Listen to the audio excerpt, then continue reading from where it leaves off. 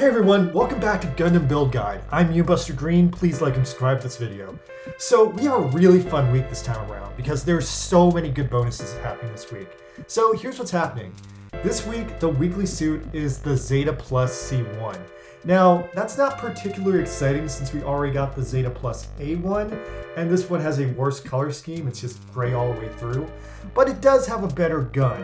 Now that being said, even though it's not that exciting, they made up for it by giving it a really good banner.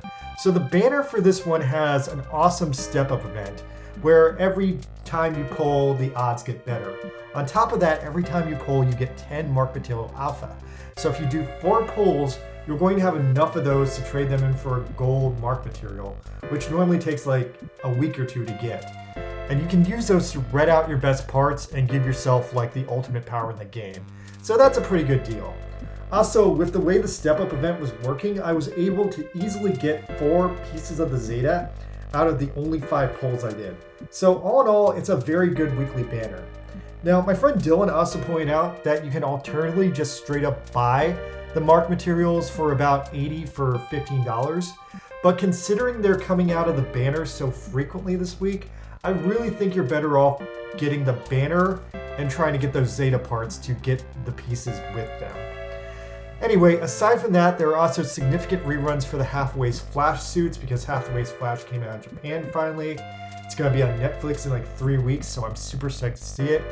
And also, the 00 Quan T Full Saber and the Wing Zero banners are back too, so that's also cool. Once again, those are some of the best melee and shooter units in the game, although I really wish those suits would hurry up and get their alters already. Now, on top of that, with this new app update comes a very weird promo event where you get like 55 free capsule coins. Now, redeeming all 55 of those capsule coins took me like over 10 minutes. And out of all those, I got a lot of parts that were just kind of eaten by my upgrades. But I did get like 5 new parts that I actually didn't have before. I got a lot of the 1/100 scale parts I was ignoring anyway, so that's cool. I almost have the entire 1/100 Exia now. Now, on the bad side of things, with this update, there's some glitches, and one of those glitches broke the builder's training. So now the fucking confirm button won't show up anymore, and there's no way for you to complete it. So that kind of sucks, and until that's fixed, there's no way to get any new builder's marks or mark material. So ironic that this would happen in the same week that the banner is dropping mark material. I expect a really nice apology reward from Bamco whenever that's fixed. Meanwhile, the weekly charity suit is the Khakiran, a bitch-faced grunt suit from IBO. Now, as usual, I barely remember this thing. I remember it having an ugly sourpuss face, although its face really resembles the face of the Jinx from 00. So honestly, at first I thought it was just a customized one of those. So yeah, this is another bullshit grunt unit, but unfortunately it once again has a critical bingo board with it. Now, this bingo board is actually than the ones we've seen over the past 2 weeks because thankfully the Khakiran has less parts than the Zaku and the V- before it. But it's still a pain in the ass to put this thing together, and reading it out uses a lot of rare parts, especially those rare close combat word tag parts. So, I mean, you gotta do it, but just kind of swallow that pill and make the best of it. Meanwhile, the Saiyan Gundam event is back, and no one really cares, but hey, it's easy free items. Now, on top of that, the most interesting thing happening in the game this week is that Nishi has issued 5 new challenges. These 5 new challenges from Nishi have dropped, and we haven't had formal challenge missions in over a year, and these are all Inferno mission level challenges. So honestly, that's really freaking cool, and I'm down for that. Now, I'm not going to tell you guys on this video how to beat them. If you want to know how to beat them, please watch my live stream video from last night, where I went out of my way to beat all of them, and it took me about an hour to figure them out. I'll just say that 4 of these challenges need you to build a maximum power suit of one of the 4 main types of suits in the game. However, even if you do that, these challenges are very, very hard, especially the melee challenge one. But then there's a 5th challenge that straight up just stumped me because it requires you to build yourself a gimmick suit to fight another gimmick suit that's completely invincible except when you face it against the absolute opposite of the weird gimmick it's using. Now that one was really hard because it's based around a super obscure game mechanic that has literally never been useful at all in this game until this one battle, this one time. So that was really out of left field. So, well played, Suit. Well played.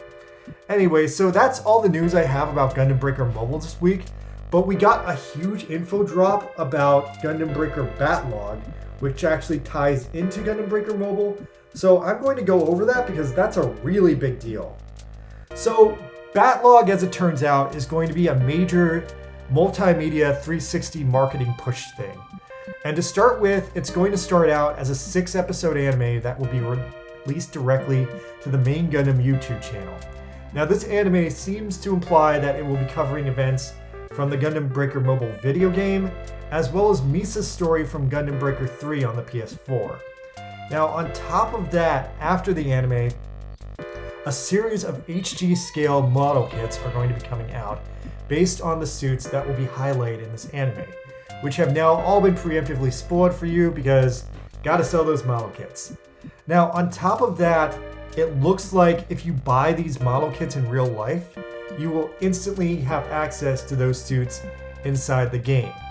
Now for those of you unfamiliar with this concept, it's actually not the first time it happened.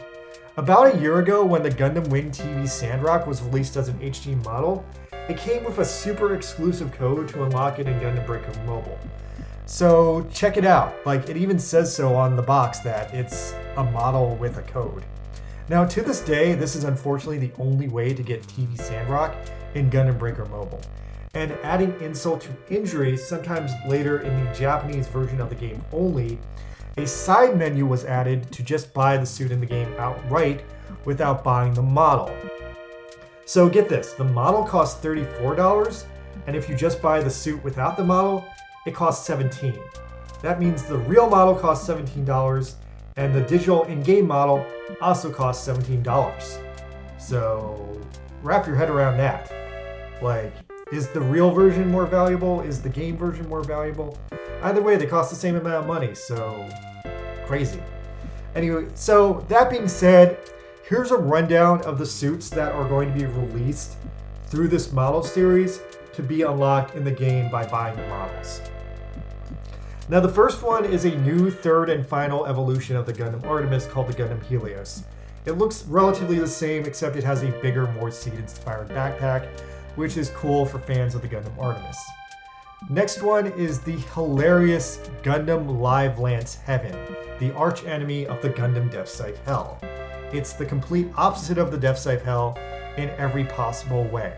And I know a shit ton of people were making variations on this concept back in Gundam Breaker 3, so massive props to whoever finalized this thing and made it canon. This thing gets my full stamp of approval because it's basically an inside joke from the Gundam Breaker 3 community turned into a legit suit. Next up is the Gundam Barbatoris, an insane Barbatos Centaur mashup with 4 fucking legs. Now, I have no idea if this thing is a good idea or not, but it looks completely sadistic, and I'm kinda impressed with it. After that, we have the Gundam Perfect Strike Freedom, and honestly, this is just the Perfect Strike with funnels and a fancier backpack.